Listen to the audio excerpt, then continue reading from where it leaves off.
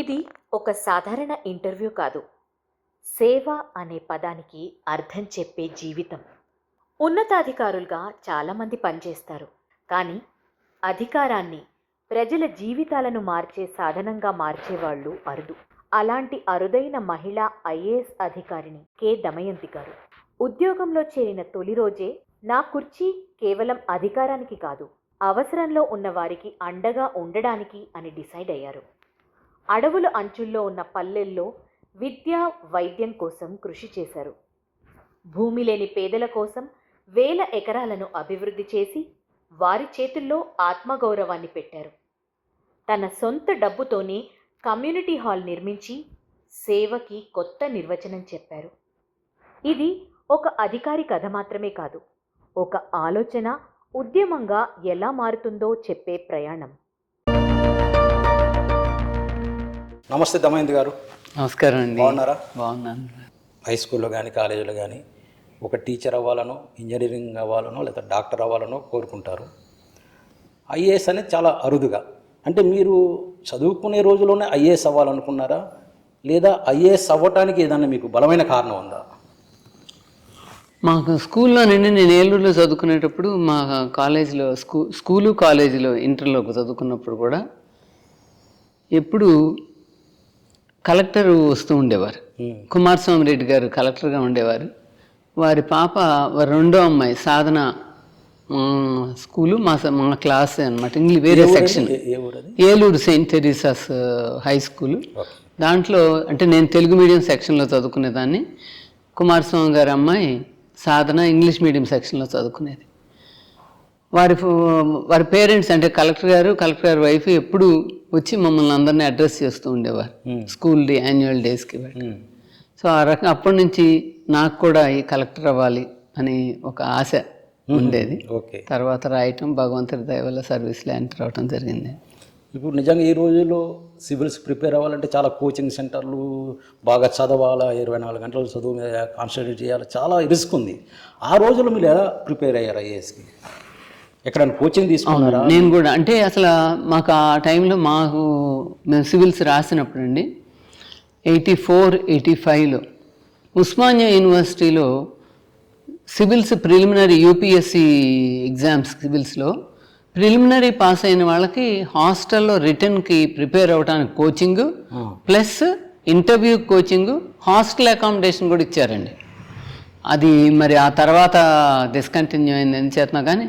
So ఆ రకంగా మాకు అక్కడ ఉస్మానియా యూనివర్సిటీలో కోచింగ్ ఇవ్వడం జరిగింది. దాంతోపాటుగా నేను రిటర్న్ ఇంటర్వ్యూకి రావుస్ ఇన్స్టిట్యూట్లో కూడా కోచింగ్ తీసుకోవటం జరిగింది. రావుస్ ఐఏఎస్ ఇన్స్టిట్యూట్లో కూడా కోచింగ్ తీసుకున్నాను. తీసుకుంటే సెంట్రల్ గ్రూప్ బి సర్వీసెస్ వచ్చినాయి. దాంతోపాటే మన స్టేట్ గ్రూప్ 1 కూడా రాస్తే స్టేట్ గ్రూప్ 1లో డిప్యూటీ కలెక్టర్గా వచ్చినప్పుడు ఇక్కడికి వచ్చి జాయిన్ అయ్యాను. తర్వాత ఐఏఎస్ వచ్చింది. డిప్యూటీ కలెక్టర్ ఎక్కడ జాయిన్ అయ్యారు ఫస్ట్? నేను ఫస్ట్ జాయిన్ అయిన ట్రైనింగ్ ఇక్కడ రంగారెడ్డి అండి.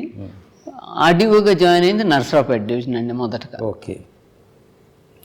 నర్సరావుపేటలో మీరు ఫస్ట్ టైం ఆర్డీఓగా జాయిన్ అయిన రోజు ఒక్కసారి మీరు ఊహించుకోండి. ఆ రోజు ఎట్లా ఉంది? ఫస్ట్ టైం మీరు ఉద్యోగంలో చేరుతున్నారు కష్టపడి. ఆ రోజున ఒక్కసారి తలుచుకొని మీరు చెప్పండి, ఆ రోజు మీ ఫీలింగ్ ఏంటి? డెఫినెట్గా ఏదైనా ఇది ప్రజలకి, నేను సర్వీస్లో జాయిన్ అయ్యేటప్పుడే ఐఏఎస్ అనుకున్నప్పుడే ఇది ప్రజలకి ఒక సర్వీస్ చేయటానికి ఒక అవకాశం అని అనుకున్నాను. అప్పుడు మాకు కలెక్టర్గా ఉన్న ఏపీఎన్ శర్మ గారు కూడా చాలా మంచి వ్యక్తి, మంచి ఆఫీసరు. జూనియర్స్కి కరెక్ట్గా గైడెన్స్ ఇచ్చి ఏ రకంగా చేయాలి, ఎలా పని చేయాలని నేర్పించే చాలా ఉన్నత భావాలు కలిగిన వ్యక్తి. వారు జాయిన్ అవటమే, అమ్మా ఇది ఛాలెంజింగ్ డివిజన్, మీరు జాగ్రత్తగా చేసుకోండి, తప్పులు చేస్తారు కానీ చేసిన తప్పు మళ్ళీ పునరావృతం కాకుండా నేర్చుకుని మళ్ళీ నేర్చుకోవాల్సిన పరిస్థితి మీది, మంచిగా చేయండి అని ఎంతో అండదండలుగా ఉండేవారండి. తర్వాత కలెక్టర్గా ఫస్ట్ ఎక్కడ? నేను కలెక్టర్గా 2 జిల్లాలు చేశానండి. ఒకటి వరంగల్ జిల్లా, రెండోది మహబూబ్ నగర్. 2006 నుంచి 2008 వరకు నేను వరంగల్ కలెక్టర్గా చేయడం జరిగింది. తర్వాత 2009 నుంచి 10 ఒక సంవత్సర కాలం పాటు మహబూబ్ నగర్ కలెక్టర్గా సంవత్సరం. వరంగల్ కలెక్టర్గా చేరిన తర్వాత ఫస్ట్ మీరు పరిష్కరించిన సమస్య ఏమైనా గుర్తుందా మీకు? సమస్యలు పరిష్కరించడం అంటే చిన్న చిన్నవి చాలా ఉన్నాయండి. బట్ నేను చేసిన మేజర్ వెళ్ళిన వెంటనే చేసింది పనులు అని అంటే, ఒకటి ఉమెన్ సెల్ఫ్ హెల్ప్ గ్రూప్స్ని పటిష్టవంతం చేయడానికి కమ్యూనిటీ రిసోర్స్ పర్సన్స్తో ట్రైనింగ్ ఇప్పించటం, వాళ్ళకి రివాల్వింగ్ ఫండ్ టైంలో వచ్చేటట్టు చూడటం. ఆ గ్రూప్స్ వాళ్ళు ఊరికే ఏదో డబ్బులు పంచుకునే వ్యవస్థలాగా కాకుండా మహిళా సంఘాల వాళ్ళు ఒకరికొకళ్ళు అండగా ఉంటూ వారు ఆర్థికంగాను సామాజికంగా ముందుకు వెళ్ళటానికి ఎలా ఉపయోగపడతాయి అనే దాంట్లో ఈ కమ్యూనిటీ రిసోర్స్ పర్సన్స్ ద్వారా ట్రైనింగ్ ఇప్పించి అవి పటిష్టవంతం చేయడానికి ఒక చర్యలు తీసుకోవడం జరిగింది. అలాగే ఇప్పుడు నాన్ పెస్టిసైడ్ మేనేజ్మెంట్ అంటున్నారు కదా, న్యాచురల్ ఫార్మింగ్. ఆ న్యాచురల్ ఫార్మింగ్ గురించి అప్పుడే ఒక 30,000 ఎకరాల్లో చేయటం అప్పటికే, అంటే గవర్నమెంట్ చేస్తూ ఉన్నారు, దాన్ని కంటిన్యూ చేసి ఇతర ఎన్జిఓస్ని కూడా అది చేసి వరంగల్ జిల్లాలో చేయటం జరిగిందండి. మరి అంతేకాకుండా స్కూల్స్ ఎడ్యుకేషన్ మీద ఫోకస్ చేయటం, ఇక ఇతర డెవలప్మెంట్ ప్రోగ్రామ్స్ అన్నీ కూడా హెల్త్ మీద, ఎడ్యుకేషను, హాస్టల్స్, రెసిడెన్షియల్ స్కూల్స్ ఇవన్నీ పట్టిస్తున్నారు. రెగ్యులర్ జిల్లా పరిషత్ హై స్కూల్స్ కానీ ఇవన్నీ సరిగ్గా సక్రమంగా జరిగేటట్టు చూడటం. మెడికల్ కేర్ అంటే అక్కడ ఎంజిఎం హాస్పిటల్ ఇవన్నీ చక్కగా పనిచేసేటట్టుగా అక్కడ టీంతో కానీ, ఎన్జిఓస్ వాళ్ళతో కలిపి, రెడ్ క్రాస్తో కలిపి బ్లడ్ డొనేషను, ఇతర డెవలప్మెంట్ సర్వీస్ యాక్టివిటీస్ చేసేవాళ్ళం. సో ఆ రకంగా ఏది చేసినా నేను అనుకుంటానండి, మనం పని చేసాము అంటే అది ఒక టీమ్ ఎఫర్ట్. మనం అందరం కలిపి ఒక టీం లీడర్గా ఫెసిలిటేట్ చేయగలం, మనమే చేయగలం. టీం అంతా కలిపి చేయటం, అందరూ టీంతో కలిపి చేసిన అందువల్ల ఎక్కడైనా విజయం సాధించగలిగాను అనుకుంటాను నేను. ఎన్జిఓస్ కావచ్చు, ఆఫీసర్స్ కావచ్చు, ప్రజలు కావచ్చు, అందరం సహకారంతో చేయగలిగానండి కార్యక్రమాలు. దమయంతి గారు, జనరల్గా మహిళలు ఏ స్థాయికి ఎదిగినా ఇప్పటికీ ఎక్కడో ఒక చోట వివక్ష ఉందని మనం వార్తలు చూస్తున్నాం, వింటున్నాం. ఎంత స్థాయికి ఉన్నత స్థాయికి వెళ్ళి ఒక యాజ్ ఏ కలెక్టర్గా చాలా చోట్ల మీరు పనిచేశారు. ఒక మహిళా అధికారిగా మీకు ఎక్కడైనా సమస్యలు ఎదురయ్యా, ఒక వివక్ష కానీ, లేదా మీ మాట వినకపోవడం కానీ, కిందివారు పైవారు, లేదా రాజకీయ నాయకుల నుంచి ఏమైనా ఒత్తిడి కానీ అటువంటిది ఏదన్నా మీ అంటే రాజకీయ నాయకుల నుంచి ఒత్తిడి మహిళల మీదే ఉంటుందని లేదండి, ఎవరి మీదైనా ఉంటుంది. మనం అంటే ఈ కలెక్టరు, ఆర్డీఓ ఇలాంటి పోస్టులు ఎలా అంటేనండి, జెంట్స్ అవనివ్వండి, లేడీస్ అవనివ్వండి, ప్రెషర్స్ ఉంటాయి. వాటిని ఎవరికి వాళ్ళు మార్గం ఎలాగా ఫేస్ చేసుకుని ఎంతవరకు చేయగలం, ఏది చేయలేము అనేది నిర్ధారించుకుని వాటితో ముందుకు సాగటమే అనేది. ఇది ప్రెషర్ వివక్ష అనే దానికన్నా ప్రెషర్స్ ఉంటాయి సర్వీస్లో. వాటిని ఏ రకంగా ఎంతవరకు మనం వాటికి నిలబడి సర్వీస్లో చేయాల్సింది చేయగలం, లేనిది ఎక్కడ చేయలేము అనేది ముందుగానే చెప్పటం. ఎందుకనంటే నేను సర్వీస్లో జాయిన్ అయినప్పుడు మొదట ఏపీఎన్ శర్మ గారు అని కలెక్టర్ గారు చెప్పారు, ఎప్పుడైనా ఆదినిష్ఠూరం మేలు అంచెనిష్ఠూరం కల్లా అని. సో చేయలేని ముందుగానే, చేయలేము అని ముందుగానే చెప్పటం, చూస్తాం అని చూడకుండాను, ఇది కాకుండా వీలు కాదని చెప్పటం. కొందరికి నిష్ఠూరంగా ఉండొచ్చు, నిష్ఠూరమైన ముందుగానే చెప్తే ఏదైతే అది అవుతుంది. సామరస్యంగా అందరినీ కలుపుకుంటూ మీరు మనం చేయగలిగింది వీలైనంతగా. కానీ ఒక్కొక్కసారి పరిస్థితులు దేనికైనా మనం రూల్ బౌండ్గా ఎంతవరకు సామరస్యపూర్వకంగానే ఉండాలి అందరితో. కానీ సమస్య పెద్దదిగా ఉంటే దానికి సమస్యకి ఏ పరిష్కారం అయితే కావాలో అదే చేయాలండి. దమయంతి గారు, ఒకసారి మా rural media team Parvathipuram Manyam జిల్లాలో తోటపల్లి అనే ఒక విలేజ్కి వెళ్ళాం. చాలా చిన్న విలేజ్, కానీ అక్కడ ఒక పెద్ద కమ్యూనిటీ హాల్ ఒకరు కట్టారు. అక్కడ ఆ రూరల్లో మేము కొంత షూటింగ్ జరిపినప్పుడు అక్కడ కమ్యూనిటీ హాల్లో పైన గెస్ట్ హౌస్లో ఉన్నాం. ఒకరోజు ఉదయం మార్నింగ్ వాకింగ్ చేస్తుంటే కింద ఒక పేరు బోర్డు కనిపించింది నాకు. ఆ బోర్డు మీద మీ పేరు ఉంది, దమయంతి గారి కృతజ్ఞతలతో అని ఉంది, అంతే. తర్వాత అక్కడ అది దాని హెడ్ పారినాయుడు గారిని అడిగినప్పుడు దమయంతి గారు మాకు కొద్దిగా సహకారం చేశారండి. ఇది దమయంతి గారు అంటే ఇక్కడ మాకు ఐటీడీ పీఓగా చేశారు, ఒక ఐఏఎస్ ఆఫీసరు. వారి భర్త గారు కూడా ఐఏఎస్ ఆఫీసరు. ఆయన మంచి సోషల్ వర్కరు. నెల్లూరులో దోబగుంటలో మద్యపాన నిషేధ ఉద్యమం రావడానికి ముఖ్య కారకులు కె రాజు గారు. ఆయన శ్రీమతి గారు దమయంతి గారు రిటైర్మెంట్ అయిన తర్వాత మీకు ఒక ఆఫీసు ఉండాలి, అద్దె భవనాల్లో ఎన్ని రోజులు మీరు ఉంటారు అని ఆ రిటైర్మెంట్ అయిన డబ్బుల్లో 10 లక్షల రూపాయలు ఇచ్చారు. అది మాకు చాలా గౌరవంగా మేమందరం కూడా భావిస్తున్నాం. ఏంటంటే ఒక ఐఏఎస్ ఆఫీసరు, అందులో కూడా ఒక నిజాయితీ గల ఒక ఐఏఎస్ ఆఫీసరు ఒక 10 లక్షల రూపాయలు ఇచ్చి ఒక భవన నిర్మాణాన్ని ప్రోత్సహించారంటే చాలా గొప్ప విషయం. ఏంటి అసలు మీ సేవా కార్యక్రమాలు? మీరు రిటైర్ అయ్యాక మీకు వచ్చిన పెన్షన్లో కొంత వాళ్ళ సహాయం చేశాను ఆయన చెప్పినప్పుడు మాకు చాలా ఆనందం కలిగింది. ఒక ఐఏఎస్ ఆఫీసర్ కేవలం ఉద్యోగం చేసి ఊరుకోకుండా రిటైర్ అయ్యాక కూడా సామాజిక సేవ చేయటం అనేది మాకు కొంచెం ఇంప్రెషన్ అనిపించింది. అంటే నేను పార్వతీపురంలో పనిచేస్తున్నప్పుడు పారినాయుడు గారితో కలిసి పనిచేయడం జరిగిందండి. అప్పుడే వారు వావులాలి గోపాలకృష్ణయ్య గారి చేతుల మీదుగా జట్టు అనే ఆర్గనైజేషన్ని స్థాపించడం జరిగింది. నేను పార్వతీపురంలో పీఓగా ఉన్నప్పుడు నేను పీఓగా ఉన్నంతకాలం పారినాయుడు మాస్టారు అక్కడ ట్రైబల్ ఏరియాస్లో ఈ జీడిమామిడి తోటలు వేయించడం, అల్లం పసుపు వేయించడంలో కానీ, స్కూల్స్ పటిష్టవంతం చేయటం, హాస్పిటల్స్ పటిష్టవంతం చేయటంలోను, అలాగే అప్పుడు CMEY అని ఒక ప్రోగ్రామ్ ఉండింది, chief ministers empowerment of youth అని, అది చేయటంలో, ఐఫాడ్ ప్రోగ్రామ్ ఇంప్లిమెంటేషన్లో, వీటన్నిటిలో కూడా వాళ్ళు ఆయన అంటే అసలు వాస్తవ ప్రజల్లో అసలైన వాళ్ళు ఎవరు, నిజాయితీగా చేయగలిగిన విలేజర్స్ ఎవరు, ఏ గ్రామాల్లో చేస్తే మన కార్యక్రమం చక్కగా వెళ్తుంది, అవసరమైన వాళ్ళు మారుమూల గ్రామాల్లో అవసరమైన వాళ్ళు ఎవరు, గ్రామాల్లో ఉన్న సమస్యలు ఏంటి, ఇలాంటి విషయాలు తీసుకొచ్చి వాళ్ళకి అవసరమైన ప్రోగ్రామ్స్ మన దగ్గర ఉన్న కార్యక్రమాల్లో వారికి గిరిజనులకి అంటే ప్రిమిటివ్ ట్రైబల్ గ్రూప్ అయిన కొండ సవర్లు కావచ్చు, లేకపోతే ఇతర ట్రైబల్స్ అయిన జాతాపులు అలాంటి వారికి అవసరమైన ప్రోగ్రామ్స్ ఏ రకంగా మనం అమలు చేయొచ్చు అనే విషయాల మీద బాగా కలిసి పనిచేస్తూ ఉండేవాళ్ళం అండి.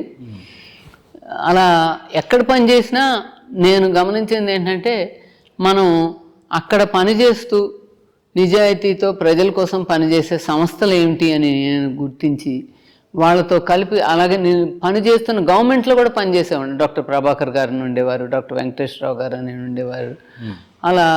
అలాంటి వాళ్ళు ప్రజల కోసం ఇది చేసేవాళ్ళు. గవర్నమెంట్లో కూడా చాలామంది ఉండేవారు. అలా ఉండేవాళ్ళని కలుపుకొని మనం కార్యక్రమాలు అమలు చేయగలిగితే మనం చేసే కార్యక్రమాలు పటిష్టవంతంగా అవుతాయన్న నమ్మకం. అలాంటి వారిలో పారినాయుడు మాస్టర్ ఒకరు. మరి వారికి కొంత ఈ బిల్డింగ్ కన్స్ట్రక్షన్కి అవసరం అని అన్నప్పుడు అదే కమ్యూనిటీ హాల్ కట్టుకోవటానికి కొంత నా వంతుగా చేయటం జరిగిందండి. నా అనుభవంలో కూడా పారినాయుడు మాస్టర్ నిజాయితీకి నిలువెత్తు రూపం, చాలా చక్కగా చేశారు. మేము చూసామండి పారినాయుడు గారు అక్కడ దాదాపు ఒక 100 గ్రామాల్లో ప్రకృతి వ్యవసాయం చేపిస్తున్నారు. పారినాయుడు మాస్టారు చాలా కీలక పాత్ర వహించారంటే గ్రెయిన్ బ్యాంక్స్ నిర్వహణ కావచ్చు, CHWS నిర్వహణ కావచ్చు, మరి VTDS పర్ఫార్మెన్స్ మానిటర్ చేసి వాళ్ళకి ట్రైనింగ్స్ ఇవ్వటంలో కానీ, అలాగే ఈ జీడి తోటలు ఇలాంటివి మేము ఏదో వేయించిన వాటి గురించి కంప్లీట్గా వాటిని ఎలా ఉన్నాయి ఏంటి తను వెళ్ళినప్పుడల్లా గ్రామస్తులకు మళ్ళీ తన వంతుగా కూడా వాళ్ళని ట్రైబల్స్ని ఎడ్యుకేట్ చేసి ఆ కార్యక్రమాలు సమర్థవంతంగా సక్సెస్ఫుల్గా అమలు అవటంలో వారు కృషి చేశారు. అక్కడ ఉన్న డాక్టర్ ప్రభాకర్ లాంటి వాళ్ళు, డాక్టర్ వెంకటేశ్వరరావు గారు లాంటి వాళ్ళు కూడా చాలా మంచి పాత్ర వహించడం వలన ఎడ్యుకేషన్ ఇన్స్టిట్యూషన్స్ ఇంప్రూవ్ అయినాయి, హాస్పిటల్స్, ఎపిడమిక్స్ కంట్రోల్కి హెల్ప్ చేసేవాళ్ళు. మీరు పార్వతీపురం ITDA POగా చేశారు. అవునండి, 2 years. గిరిజన ప్రాంతాల్లో చాలా పనిచేశారు. అవును. మీరు పనిచేసిన కాలంలో మీకు తెలుసు గిరిజన ప్రాంతాల్లో చాలా అనేక సమస్యలు ఉంటాయి. రహదారులు కానీ, వాళ్ళకి విద్య సరిగ్గా ఉండదు, ఆహారం సరిగ్గా ఉండదు, వైద్యం సరిగ్గా ఉండదు. అసలు మీరు ఎలాంటి సవాలు ఎదుర్కొన్నారు అక్కడ పనిచేసేటప్పుడు? అంటే ఒకటండి, మీరు వైద్యం గురించి అన్నారు. ఇంటీరియర్ అసలు ట్రైబల్ ఏరియాస్లో ఎక్కువగా వచ్చే సమస్య మలేరియా, తర్వాత ఈ డైరియా ప్లస్ ఫీవర్స్. ఈ ఎపిడమిక్స్ మెయిన్గా ప్రాబ్లం కాబట్టి అందులో అప్పుడండి 98-2000లో ట్రైబల్ హెల్త్ సర్వీస్ అని ఉండేది. ఓకే. కొన్ని PHCs ఎక్స్క్లూజివ్గా ట్రైబల్ హెల్త్ సర్వీస్ డాక్టర్సే ఉండేవాళ్ళు. వాళ్ళకి ఆ ఫంక్షనరీస్కి స్పెషల్ ఎపిడమిక్ మేనేజ్మెంట్, ముఖ్యంగా మలేరియా, ఈ డయేరియా, లేకపోతే ఇతర ఫీవర్స్ అలాంటి వాటి మీద స్పెషల్ ట్రైనింగ్స్ ఇవ్వటం. రెండోది ఈ కమ్యూనిటీ హెల్త్ అసిస్టెంట్స్ ద్వారా ఇది చేయటం. మూడోది ఈ వీటీడీఎస్ కూడా దాంట్లో పాత్ర, అంటే ఏ రకం ఎందుకు వాళ్ళు ఏం చేస్తారంటే కలుషిత నీరు అవును ఇదవటం, ఆ నీరు కాసి తాగకపోవటం, ఒక్కోసారి మాంసాన్ని ఒరుగుల్లాగా ఎండబెట్టుకునే ఈ వర్షాకాలంలో కొంత వాటికి ఫంగస్ వచ్చి ఒక ఇన్ఫెక్షన్ వస్తాం అలాంటివి. సో వాటిని జాగ్రత్తగా ఎలాగ వాడుకోవాలి, ఏ రకంగా. ఒక్కోసారి ఒక పండగకి ఒక యానిమల్ని వేసుకున్నారనుకోండి, అది అందరూ పంచుకుంటారు. ఆ పంచుకున్నది బ్యాగ్ లాగా కట్టుకుని తీసుకెళ్ళినప్పుడు అది ఒక్కోసారి ఇన్ఫెక్షన్. అట్లా కాకుండా ఏ రకంగా హైజీనిక్గా వాటిని ప్రిజర్వ్ చేసుకోవాలి, అటువంటి విషయాలు కూడా చెప్పేవాళ్ళం. ఫుడ్ వాటి గురించి వాళ్ళకి అప్పుడు ఐఫాడ్ ప్రోగ్రామ్ ఉండేదండి. ఐఫాడ్ ప్రోగ్రామ్ ద్వారా వాళ్ళకి సంబంధించిన ప్రోగ్రామ్స్ కేర్ అనే ఆర్గనైజేషన్ ద్వారా వాళ్ళ దానికి భాగస్వాములు ఐఫాడ్కి. మేము అది ఎఫెక్టివ్ ఇంప్లిమెంటేషన్కి అక్కడ ఉన్న లోకల్ వాళ్ళ పార్ట్నర్ ఎన్జిఓస్తో కలిపి వాటిని ఇంప్లిమెంట్ చేసేవాళ్ళం. అది ఫుడ్ సెక్యూరిటీ, లైవ్లీహుడ్స్ మీద బాగా చేసేవాళ్ళు. ఇకపోతే ఎడ్యుకేషను, హాస్టల్స్, రెసిడెన్షియల్ స్కూల్స్, ఆశ్రమ స్కూల్స్, వీటికి టైమ్లీ ఫండ్ మేనేజ్మెంట్ ఫండ్స్ ఇవ్వటం, ఫ్రీక్వెంట్గా ఇన్స్పెక్ట్ చేయటం, తర్వాత వాటికి కావాల్సిన నిధులు ఏవైతే ఉన్నాయో వాటిని ఇచ్చి వాటికి ఫుడ్ క్వాలిటీ సరిగా ఉండేటట్టుగా చూడటం, వీటీడీఎస్ని కూడా వాటిని వెళ్ళి చూడమని చెప్పటం, ఇలాంటివి చేసేవాళ్ళం అండి. అలాగే లాంగ్ టర్మ్లో రైతులకి ఆర్థిక భద్రత కోసం హార్టికల్చర్ ప్లాంటేషన్స్ కింద, అంటే అది ఒక పంట కాకుండా జీడి తోట, జీడిలోనే అల్లము, ఇవి అల్లం కానీ పసుపు కానీ పెట్టించేటట్టు ఇంటర్ క్రాప్, అంటే ముందు ఈ పంట వచ్చేస్తూ ఉంటే వాళ్ళకి కొంత ఆదాయం వస్తూ ఉంటుంది అన్నమాట. అలా చేసేవాళ్ళం. అలాగే ఇతర వాటికి అగ్రికల్చర్ ఇన్పుట్స్ ఇవ్వటం కార్యక్రమాలు చేసేవాళ్ళం. ఇవి చేయటం వలన కొంత లాంగ్ టర్మ్లో వాళ్ళకి బెనిఫిట్ ఉంటుంది. ఇమీడియట్గా ఎపిడమిక్స్ అయ్యి వచ్చినప్పుడు కూడా ఏదైనా తక్షణం చర్య తీసుకోవటం ఈ వ్యవస్థల ద్వారా, అంటే సిహెచ్డబ్ల్యూఎస్, వీటీడీఎస్, ఎన్జిఓస్, మరి జట్టు లాంటి సంస్థలు, యూత్, వీళ్ళందరి ద్వారా. అలాగే టీచర్స్, వాళ్ళతో కూడా కొందరు టీచర్స్ వాళ్ళు కూడా కమిటెడ్గా చేసేవాళ్ళు ఉంటారండి. డాక్టర్స్ వాళ్ళు ఎక్కడ వాళ్ళు అక్కడ ఉండి కొంత మనకు సమాచారం వెంటనే ఇచ్చేటట్టు చూడటం, టైమ్లీ యాక్షన్ ఉండటం. అది దమయంతి గారు అప్పట్లో మీరు చేశారు మీ వంతుగా చాలా ప్రయత్నంలో, విద్యాపరంగా కానీ, ఆరోగ్యపరంగా కానీ, వ్యవసాయ పరంగా కానీ వాళ్ళు కొంత మార్పు తెచ్చారు, మీ అంత కృషి చేశారు. కానీ ఇప్పటికీ మేము ట్రైబల్ ఏరియాలు బాగా తిరుగుతుంటాం, ఇటు తెలంగాణ కానీ, అటు ఆంధ్ర కానీ, ఒడిశా బార్డర్ కానీ తిరుగుతుంటాం. కానీ ఇప్పటికీ అవే సమస్యలు ఉన్నాయి వాళ్ళకి. అసలు ఏంటంటే మీరు ఒక ఐఏఎస్ ఆఫీసర్, ఇంత అనుభవం ఉంది కదా, ఎక్కడ ఉంది లోపం?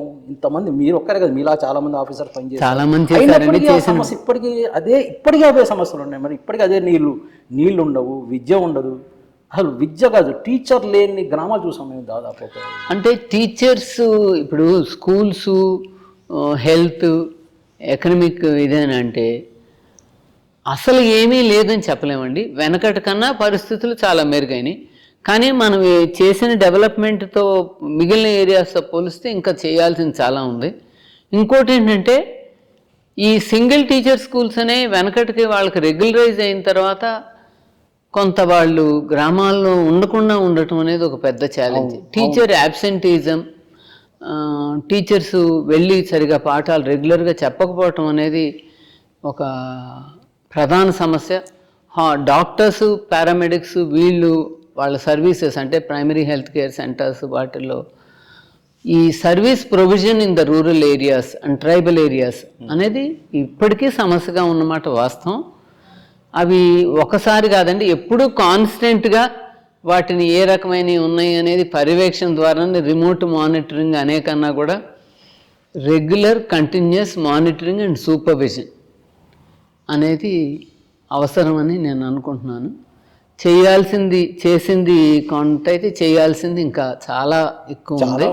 వాళ్ళని మెయిన్ స్ట్రీమ్లోకి తేవటానికి అందుట్లో పైకి వచ్చిన వాళ్ళు మూవ్ అయిపోతున్నారు, ఇంకా ఉన్నవాళ్ళు చాలా పరిస్థితి దారుణంగా, ఎకనమిక్ పరిస్థితులు చాలా ఇంప్రూవ్, ఏమీ అవ్వలేదు అని చెప్పను. కానీ ఇవాళకి కూడా అవ్వని గ్రామాలు ఏమిటి, అక్కడ ఏమి చేయాలి, plus doctors, health care providers, teachers, residential schools, Ashram schools, వీటిలో స్టాండర్డ్స్ ఆఫ్ కేర్ ఉండేటట్టు, మినిమం స్టాండర్డ్స్ ఆఫ్ కేర్ ఉండేటట్టుగా చూసుకోవాలి.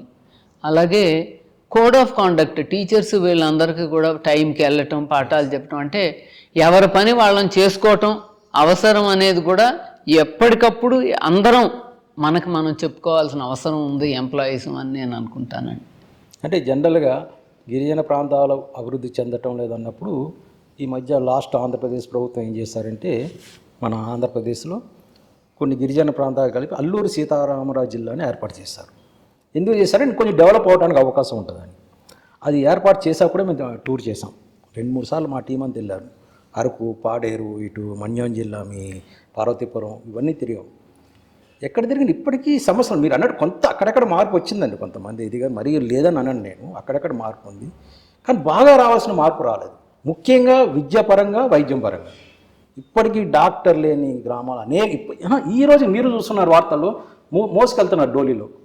కరెక్ట్ డోలీలో బేసిక్ ఎంత అవమానం ఉండదు మనకి. బేసిక్ ఇన్ఫ్రాస్ట్రక్చర్ రాకపోవటం, బేసిక్గా డాక్టర్స్ ఫంక్షన్ చేయాల్సిన వాళ్ళు టీచర్స్ పాఠాలు చెప్పకపోవటం, వెళ్ళకపోవటం, teacher absenteeism in tribal areas or proxy attendance అనేది అప్పటికి ఇప్పటికీ కూడా ఒక సమస్యే అనేది వాస్తవం. దాన్ని చేయాలి అంటే ఎప్పటికప్పుడు, అంటే నిన్న చేసాం కాబట్టి ఇవాళ ఉంటుంది అనుకుంటాను. నిన్న చేస్తే ఇవాళ కూడా చూడాలి, ఏ రోజుకి ఆ రోజు చూడాల్సిందే, ఎప్పటికప్పుడు పర్యవేక్షించాల్సిందే. అది వాస్తవం అండి. మీరు శ్రీకాకుళం ప్రాంతంలో కూడా చాలా కాలం పనిచేసినట్టు. అవునండి, నేను శ్రీకాకుళంలో ఎస్సీ కార్పొరేషన్లో 3 సంవత్సరాలు ఈడీగా పనిచేశానండి. మీరు ఎస్సీస్ కోసం చేసిన అంటే పరిష్కారం కానీ వాళ్ళ జీవితం అప్పుడు యాక్చువల్గా ఎస్సీ కార్పొరేషన్లో ఎన్ఎస్ఎఫ్డిసి అని national schedule caste finance corporation అని వాళ్ళ నుంచి లోన్ తీసుకుని ప్లాంటేషన్స్, ల్యాండ్ బేస్డ్ ప్రోగ్రామ్స్కి చాలా ఫోకస్ ఇచ్చారండి. ఆ ప్రోగ్రామ్ని ఆధారంగా తీసుకుని ల్యాండ్ పర్చేస్, తర్వాత హార్టికల్చర్ ప్లాంటేషన్స్ అవనేవి ప్రధానంగా చేయటం జరిగింది. దానివల్ల 12,000 ఎకరాల్లో కొండపోరం బొక్కులు కానీ, లేకపోతే ఎస్సీస్కి ఇచ్చిన అసైన్ ల్యాండ్స్లో మామిడి తోటలు, జీడి తోటలు ఇలాంటివి వేయించడం జరిగింది. దీనికి కూడా అంటే గవర్నమెంట్ నుంచి వచ్చే ఫండింగ్ ఉండేది, ఎష్యూర్డ్ ఫండింగ్ 100%, అంటే 50% ఎన్ఎస్ఎఫ్డిసి లోను, 20% మార్జిన్ మనీ, 30% సబ్సిడీ. సో ఈ ప్రోగ్రాము సక్సెస్ఫుల్గా అమలు చేయటం జరిగింది. దీనికి బ్యాంకర్స్, గవర్నమెంట్ తరపున ఉన్న functionaries, plus village level workers ఉండేవాళ్ళు. వాళ్ళకి ఎకరానికి ఇంత ప్లాంటేషన్ సక్రమంగా చేస్తే నెలకి ఎంత అని ఇచ్చేవాళ్ళు. సో ఆ రకంగా అందరినీ కలుపుకుని, అంటే విలేజర్స్ని, ఫంక్షనరీ, ఇతర ఆఫీసర్స్, ఎండిఓస్ కావచ్చు, విలేజ్ డెవలప్మెంట్ ఆఫీసర్స్ కావచ్చు, బ్యాంకర్స్ కూడా చాలా మంచి కార్యక్రమాలు చేసేవాళ్ళండి, మంచి సహకారం అందించేవాళ్ళు. లోన్లో ఇవి ఇస్తామంటే కొందరు బ్యాంకర్స్, అంటే ఆ రోజుల్లో కొందరు బ్యాంకర్స్ వాళ్ళు కానీ ఆఫీసర్స్ విలేజెస్లో ఉండేవాళ్ళు. ఇప్పుడు మెయిన్ ప్రధాన సమస్య ఏంటంటే అందరూ గ్రామాల నుంచి అసలు ఏ ఊరు వాళ్ళు ఆ ఊర్లో ఉండట్లేదండి. ఫంక్షనరీస్ చాలామంది, ముఖ్యంగా మండల్ హెడ్ క్వార్టర్స్, విలేజెస్లో ఉండేవాళ్ళు. ఆ రోజుల్లో మండవకురిటి లాంటి గ్రామాల్లో కూడా బ్యాంక్ మేనేజర్స్ వాళ్ళ ఊరికి బ్యాంక్ ఎక్కడ ఉందో అక్కడే ఉండేవాళ్ళు కుటుంబాలతో. ఇప్పుడు చాలామంది అట్లా ఉండకుండా డిస్ట్రిక్ట్ హెడ్ క్వార్టర్స్కి వచ్చేస్తున్నారు. వాళ్ళు ఉన్నప్పుడు ఏంటంటే అసలు సమస్య, ఈవెన్ ప్రాబ్లం విలేజెస్ అంటే పుల్లిట అలాంటి విలేజెస్లో కూడా బ్యాంకర్ సహకారంతో, అంటే దొంగతనాలు అలాంటి చేయటాన్ని, పోలీసుల కేసుల్లో రోజు నిత్యం ఇరుక్కుంటున్న వాళ్ళని రీహాబిలిటేషన్లో చేయటంలో కూడా అలాంటి వాళ్ళు పాత్ర వహించేవాళ్ళండి.